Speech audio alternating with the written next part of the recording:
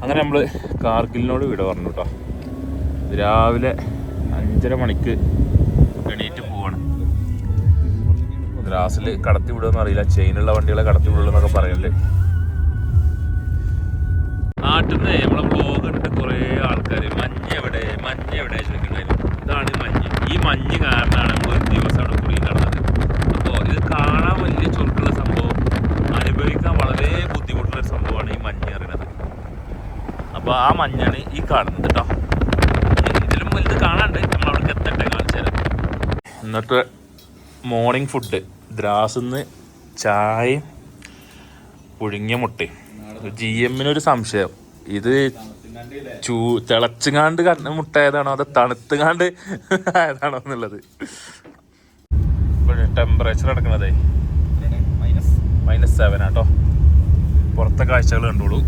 ഇതർ B ബർഫ് ഇല്ലേ, അത്ര പ്രശ്നമൊന്നുമില്ല. അങ്ങനെ നമ്മളിതാ റോട്ടിൽ മഞ്ഞ് കാണാൻ തുടങ്ങിയിട്ടുണ്ട് കേട്ടോ. ഇനി ഇവിടുന്ന് അങ്ങോട്ടാണ് ബർഫ് എന്ന സ്ഥലങ്ങളാണ് ഈ കാണുന്നത്. ഇതല്ല, ബ്ലാക്ക് ഐസ് ആണ് പ്രശ്നം, ബർഫ് പ്രശ്നമല്ലടാ. നമ്മൾ വെള്ളം കെട്ടിക്കണ മാതിരി ഫീൽ ചെയ്യും നമുക്ക് കാണുമ്പോൾ. നമുക്ക് തോന്നുക വെള്ളമാണെന്നാ തോന്നുക, പക്ഷെ അത് മരുതേക്ക് വരും ഐസ്. മഞ്ഞ് ഇത് സ്നോ പ്രശ്നമല്ല, അത് പൊടിഞ്ഞു പോകും. അത് നമ്മൾ ഏകദേശം പൊടിയിട്ട ഫീൽ തന്നെ ഉണ്ടാവുള്ളൂ.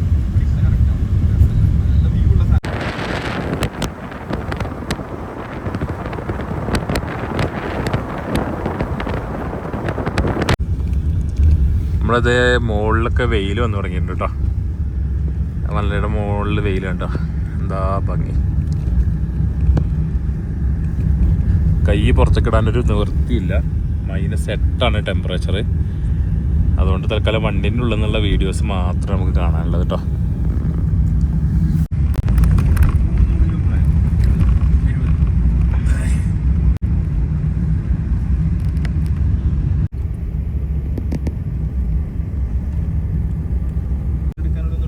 അങ്ങനെ നമ്മളെ മീനാമാർക്ക് ചെക്ക് പോസ്റ്റിൽ എത്തിയിട്ടുണ്ട്.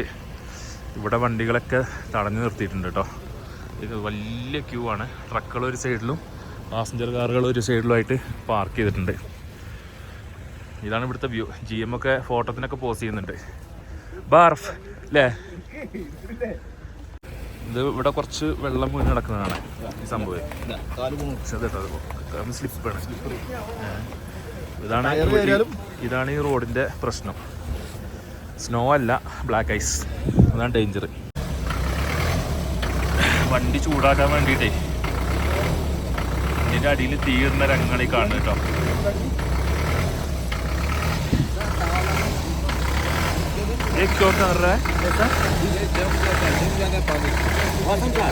रेडिएटर में रेडिएटर जम जाता है, इसलिए आग लगा रहा है।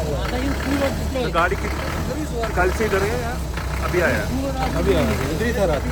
ये तो अभी पानी डाला है, इसको 2 मिनट।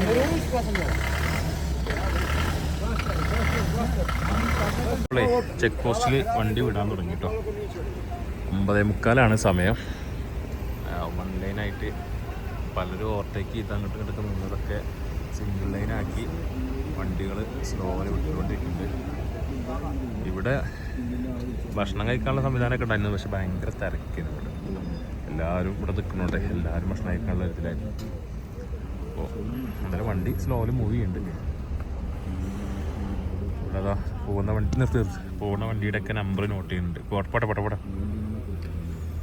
പോകുന്ന വണ്ടിയുടെയൊക്കെ നമ്പർ നോട്ട് ചെയ്യുന്നുണ്ട്. ഇവിടെ അവർക്ക് റിക്കവറി വാന് സെറ്റപ്പ് കാര്യങ്ങളൊക്കെ ഉണ്ട് കേട്ടോ. അതിലൊക്കെ ബ്രേക്ക് ഡൗൺ ആയി കഴിഞ്ഞാൽ ട്രാഫിക് ബ്ലോക്ക് ആക്കാൻ വേണ്ടിയിട്ടേ ഇട്ട് വെച്ചുകൊണ്ടുള്ള സംവിധാനങ്ങളൊക്കെ ഉണ്ട്.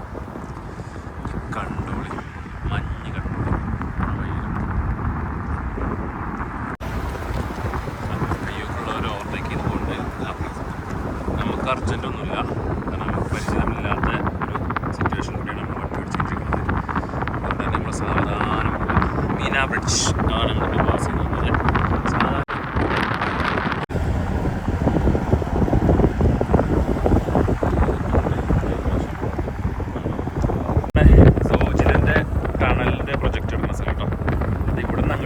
അപ്പുറത്തേക്ക് എത്തും. അത് വന്നു കഴിഞ്ഞാൽ ഈ ഒരു അടവ് കുറേയൊക്കെ സമാധാനം ഉണ്ടാവും. കാരണം എന്താ വെച്ച് കഴിഞ്ഞാൽ ഈ ഐപാസിലാണല്ലോ, സൂചില പാസിലാണല്ലോ ഈ മഞ്ഞ് വീണ് അടയുന്ന പ്രശ്നമുള്ളത്. ടണൽ വരുന്നതോട് കൂടി അതിൻ്റെ ഒരു ബുദ്ധിമുട്ട് മാറും. ഈ ഏരിയയിലാണ് ആ ടണൽ വരുന്നത്. വ്യൂ കിട്ടുന്നത്. ഫ്രഷ് സ്നോ കേട്ടോ. ഇതിലിങ്ങനെ എത്ര ചവിട്ടിയാൽ അത്രയും താന്നിങ്ങനെ പോകും. ആ ലെവലിൽ സ്നോ അടി കിടക്കുക കേട്ടോ. അതായത് സീസൺ തുടങ്ങുമ്പോൾ മാത്രം കിട്ടുന്ന അനുഗ്രഹങ്ങളാണ്. സീസൺ കഴിഞ്ഞാൽ പിന്നെ കിട്ടുന്നത് വേറെ ലെവലായിരിക്കും. ഇവിടെ ഒന്ന് ശ്രദ്ധിച്ച് ഗ്യാപ്പിട്ട് പോയിക്കോ, കാരണം ഇറക്കാണ്.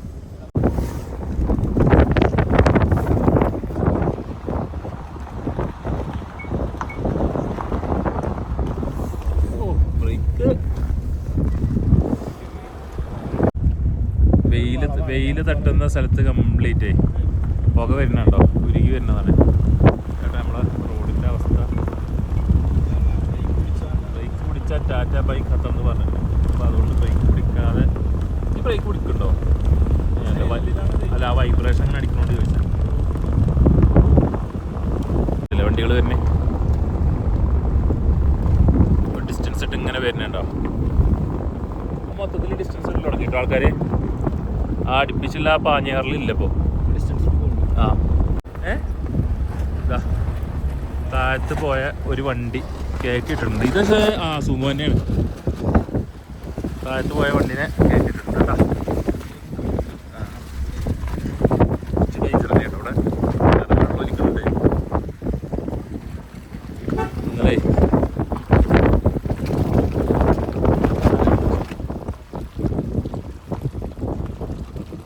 ഈ അരി അടുപ്പിച്ചോ, വലത്തെ ഭാഗത്തേക്ക് മാക്സിമം സേഫ് ആയിരിക്കും. സേഫിനനുസരിച്ച് കേട്ടോ.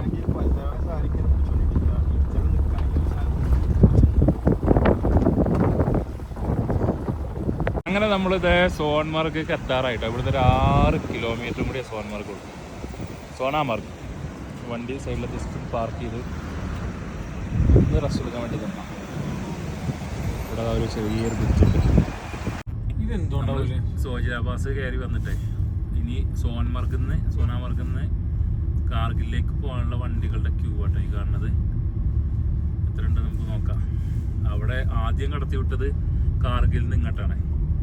ഇവരിപ്പോൾ ഇന്ന് മുതൽ കിടക്ക തുടങ്ങിയതായിരിക്കാം. ഇവിടെ ഉണ്ടല്ലോ റോങ് ഏരിയ വരുന്ന ആൾക്കാർ. നമ്പർ പ്ലേറ്റും കൂടി ഇല്ല. ഷ്യോ അവിടെ അപ്പുറത്തുകൂടി ഇപ്പുറത്തുകൂടി ഒക്കെ വണ്ടി തന്നെ.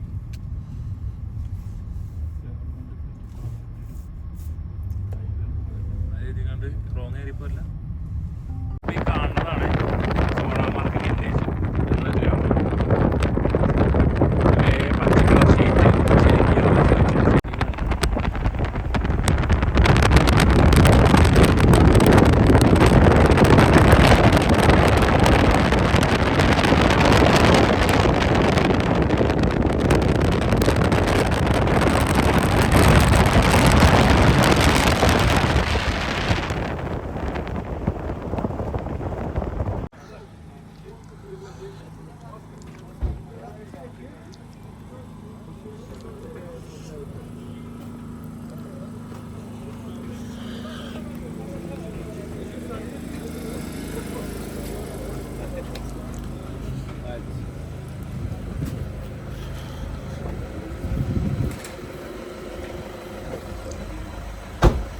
അങ്ങനെ നമ്മൾ സോൻമാർഗിൽ എത്തി കേട്ടോ. സോനാമാർഗിൽ ഇതിൻ്റെ മുന്നേ 2 വർഷം മുന്നേ വന്നപ്പോൾ ഉള്ള പിക്ചറും ഇപ്പോൾ ഉള്ള പിക്ചറും തമ്മിൽ ഭയങ്കര വ്യത്യാസമുണ്ട്. അന്ന് ഈ ഭാഗങ്ങൾ കംപ്ലീറ്റ് മഞ്ഞ് മൂടി കിടക്കണോണ്ടേ വേറെ ലുക്കായിരുന്നു. ഇന്നിപ്പോൾ ഒരു മഞ്ഞുണ്ട്, പക്ഷെ കുറച്ച് മഞ്ഞുള്ളതുകൊണ്ട് തന്നെ ആ ഒരു വൈബ് കിട്ടുന്നില്ല. പിന്നെ വണ്ടി പാർക്ക് ചെയ്യലും കുറച്ച് ടാസ്ക്കായി. കാരണം ഈ കുതിര സവാരിക്കാരെ കൊണ്ട് രക്ഷയില്ല. എല്ലായിടത്തും ഓലെ വിളയാട്ടാണ്. മേലക്ക് കൊണ്ടുപോകുക 1000 റുപ്യ 1500 റുപ്യ എന്ന് പറഞ്ഞുകൊണ്ട് ഇങ്ങനെ ഒരു ശല്യം ചെയ്തുകൊണ്ടിരിക്കുക. അതിൻ്റെ ഇടയ്ക്ക് റീൽസ് എടുക്കുന്ന ആൾക്കാർ ഓല് എടുക്കാനുള്ളത് വേറെ പറയുന്നുണ്ട്. എന്തായാലും ഇവിടുന്ന് ഒരു ചായ കുടിക്കുന്നുണ്ട്. എന്താ ചായ എന്താ അവസ്ഥ? എന്താ ചായ കുടിക്കുന്ന ചുണ്ടൊക്കെ പൊട്ടിയാൽ വൈക്ക് കഴിക്കണേ. അങ്ങനെ സോനാമാർഗിലെ മഞ്ഞ് കാണാൻ വേണ്ടി ഇറങ്ങിയതാണ്. പക്ഷെ മൊത്തത്തിൽ നിരാശപ്പെടുത്തി. കാരണം എന്ന് വെച്ചാൽ 2 വർഷം മുമ്പ് ഇവിടെ വന്നപ്പോൾ ഇതല്ല ചിത്രം. അതെൻ്റെ മെയിൻ കാരണം. പക്ഷെ അങ്ങനെയല്ല, മൊത്തത്തിൽ വൃത്തിയില്ല. അതായത് കുതിര സവാരിക്കാരെ കൊണ്ടേ ആ വൃത്തി കുറവാണ് മടുപ്പിച്ചത്. അതെ, ആ കുതിരക്കാരെ കൊണ്ടുള്ള വൃത്തിക്കേടാണ്. വേറെ എല്ലാം സെറ്റാണ്. ബാക്കിപ്പോൾ നമുക്ക് എങ്ങനെ ഉൾക്കൊള്ളാൻ കഴിയും? പക്ഷെ ആ വൃത്തിക്കുറവ് നമ്മളെ മനം പഠിപ്പിച്ചു. അപ്പോൾ നമ്മുടെ സോൻമർഗിൻ്റെ ഏറ്റവും ടോപ്പ് വ്യൂവിലെത്തിയിട്ടുണ്ട് കേട്ടോ. വശത്ത് വന്നത് ഇവിടെയൊക്കെ മലക്കണക്കിന്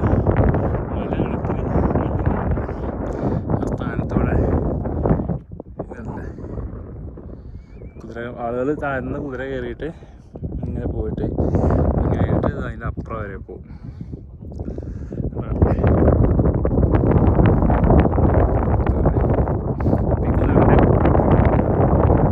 സാധാരണ മഞ്ഞാലത്ത് വന്നു കഴിഞ്ഞാൽ ATV ബൈക്കും അതുപോലെ ഒരു പലകമ അടിച്ചു പോകണ പരിപാടിയില്ലേ, അതൊക്കെ ഇഷ്ടംപോലെ ഉണ്ടാകുന്ന സ്ഥലമാണ്.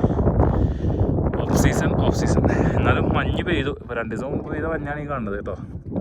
ഇത് വെയിലാട്ടിയിട്ടേ ഉരുകാൻ തുടങ്ങുന്നുണ്ട്. രാവിലെ വന്നപ്പോഴുള്ള സിറ്റുവേഷൻ അല്ല ഇപ്പോൾ ഉള്ളത്. എല്ലാം ഉരുകി വരുന്നുണ്ട്. മണാമർഗേറ്റ് വിട പറയുകയാണ്. മഞ്ഞുണ്ട്, എന്നാലും കുഴപ്പമൊന്നുമില്ല. പക്ഷേ കഴിഞ്ഞ പ്രാവശ്യം വന്ന ആ വൈബ് കിട്ടിയില്ല. അതിൻ്റെ ഒരു സങ്കടമുണ്ട്. പിന്നെ മഞ്ഞ് ഓൾറെഡി സമയത്ത് നമുക്ക് അപ്രതീക്ഷിതമായിട്ട് കിട്ടിയതാണ്, അതുകൊണ്ട് അതും കിട്ടിയത് ബോണസ്. പക്ഷെ ഇതല്ല ഇവിടുത്തെ മഞ്ഞ്. ഒരാൾ പൊക്കമൊന്നുമല്ല, അതിൽ കൂടുതൽ പൊക്കത്തിൽ മഞ്ഞ് കണ്ട് സ്ഥലമായതുകൊണ്ടേ ഇതൊരു കിട്ടുന്നില്ല. അങ്ങനെ നമ്മൾ ശ്രീനഗറിൽ നമ്മുടെ ഇക്കാട ഹോട്ടലിൽ എത്തിക്കണം. വീണ്ടും ഇക്കാട ഹോട്ടലിൽ കഴിഞ്ഞ 2 വർഷം മുമ്പ് വന്നപ്പോൾ നിന്ന അതേ സ്ഥലത്ത് അന്ന് ഇവിടെ ഇരുന്ന് ഡൈനിങ് ടേബിളൊക്കെ അതേമാതിരി തന്നെ ഉണ്ട്. അങ്ങനെ നമ്മളെ കാശ്മീരിൽ ഫുഡ് കഴിക്കാൻ വേണ്ടി ഇറങ്ങിയതാണ്. ഇവിടെ ഒരു ഗലിയുണ്ട്. ആ ഗലിയിൽ ഫുള്ള് ഫുഡിൻ്റെ ഏരിയകളാണ്. ഇത് വിലങ്ങും ഫുഡാണ്. അറിയില്ല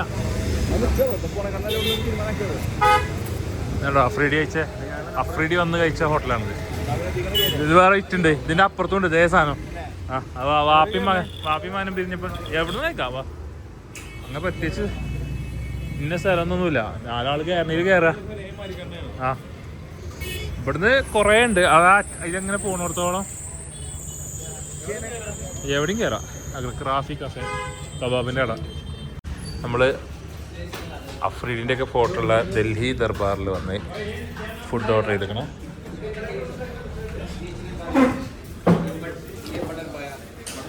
എന്തൊക്കെയുള്ളത്? മട്ടൻ പായ, ഇത് ചിക്കൻ കാലി മിർച്ചി, ഇത് ഇതിൻ്റെ പേരെന്താ പറഞ്ഞത്? ഇങ്ങനത്തെ മെനുകൾ. അങ്ങനെ നമ്മുടെ ഇന്നത്തെ ഫുഡ് മട്ടൻ പായ, ചിക്കൻ ചെങ്കേരി, റൊട്ടി, പായൻ്റെ കറി, പായൻ്റെ കഷ്ണം